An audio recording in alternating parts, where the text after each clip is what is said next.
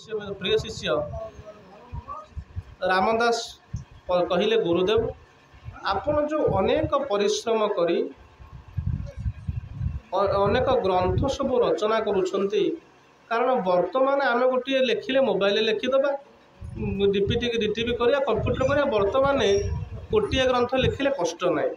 सेतबेले जो ग्रंथ गुड़िक महापुरुष माने रचना करथिले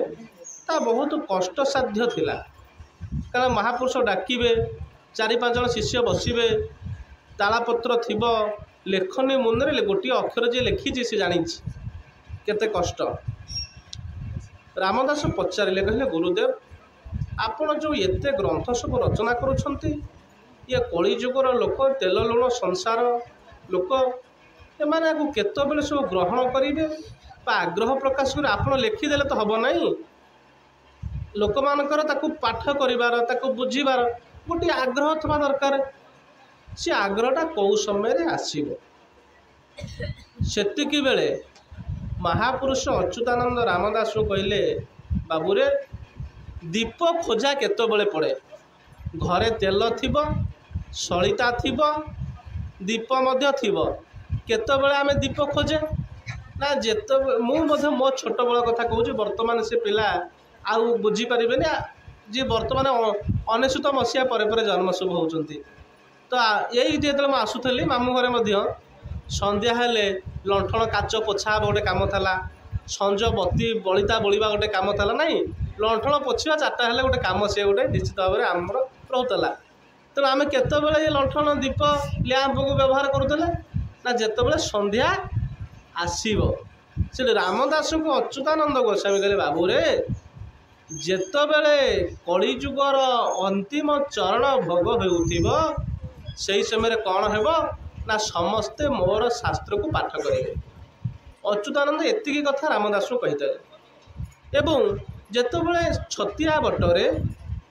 जो छतिया बट से आम शुणुचे 1772 ख्रीष्टाब्द ठारू मसीहा ठारू छतिया बटर महात्म्य आसला धीरे धीरे लोकलोचन को किंतु ता पूर्वर 1500 ख्रीष्टाब्द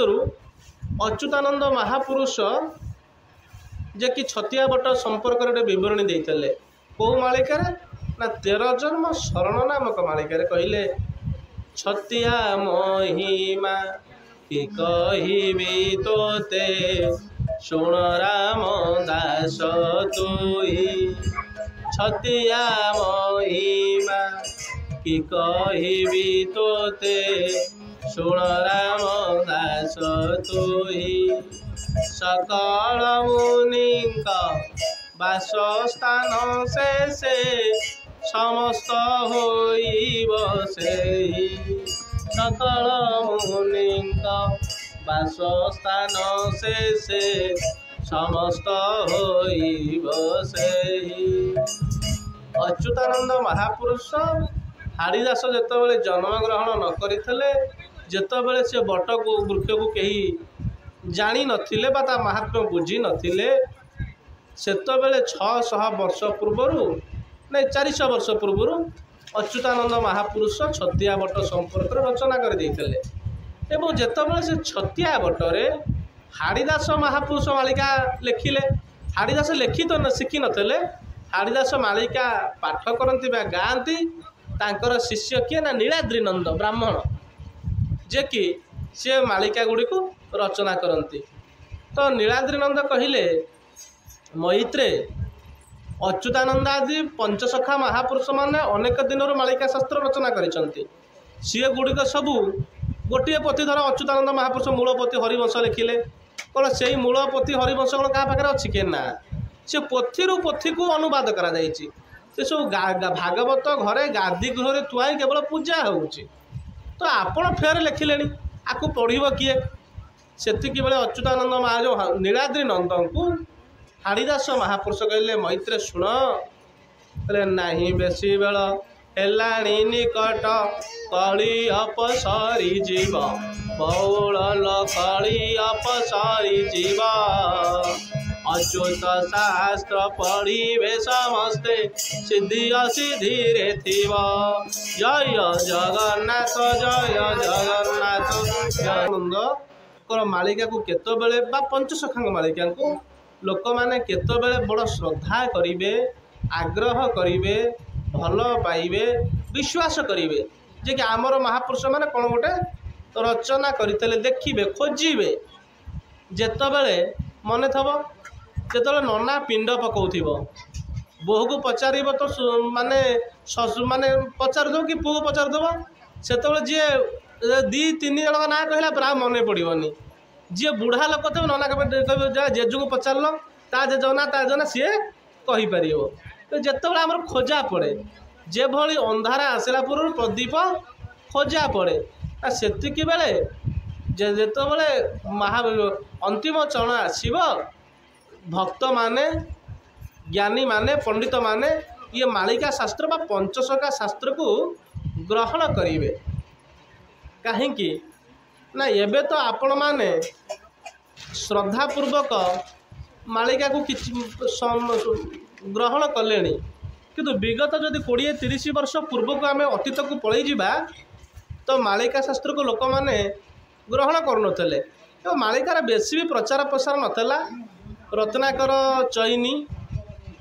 रत्नाकर साहू रत्नाकर चैनी एवं परवर्ती समय तारक प्रसन्न त्रिपाठी एमती हृदानंद राय एमती केतेक जो बाबाजी नेमालर बहुत पुस्तक अनुवाद करते से कालीमाता ठार लेखा लेखि आणिक परमानंद दास एमती अल्प केतेक मालिका को श्रद्धा करते विश्वास करते एवं जो झीटी शासन तो 15 मसीह गोटे अप्रीतिकर परिवेश सृष्टि है सुधा 1982 मसीहा ठारू अच्युतानंद किए एवं त्राही अच्युत गोटे शब्द को बिहार ओडिशा मारे पूरा माने धीरे धीरे व्यापीगला लोक मैंने हविष्य कले अच्युत एकादशी कले अष्टगुजुमारी को प्रचार प्रसार जींटर सुर मिश्र करते आम अवमानना करें ना कहीं ना से 13 जन्म क्षण महापुरुष लिखिते कहले भरद्वाज ऋषि जो रामदास पचारे कहले गुरुदेव आपण शास्त्र को किए विख्यात कर महापुरुष लिखिं कौन महापुरुष कहले भरद्वाज ऋषि हुंका पालटिबे भागर्वी पूर्व पारुषे भरद्वाज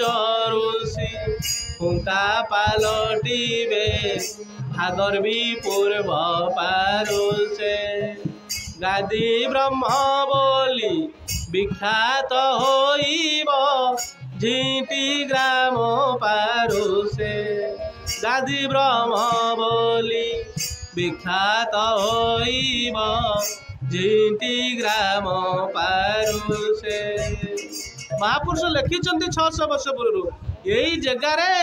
मोर ग्रंथ मो प्रति लोक मान श्रद्धा आसब अमके लोक मो प्रति लक्ष लक्ष लोक को श्रद्धा भरीदब आम हूँ तो तर्करे 15 मसीह सब टीवी देखला मीडिया अपप्रचार देखला न मानि पारिबा आम मानिबा न मानिबार किछि नै कारण कथा फलिब आम अहंकार पूर्वक ग्राहक ग्रहण न करि पारिबा से कथा अलग कथा एवं समस्त आमर ये ब्रह्मंदन स्पर्श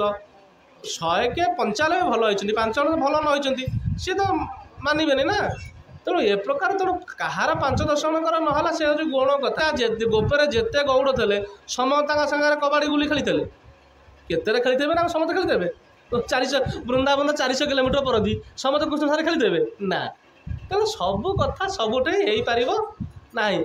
महापुरुष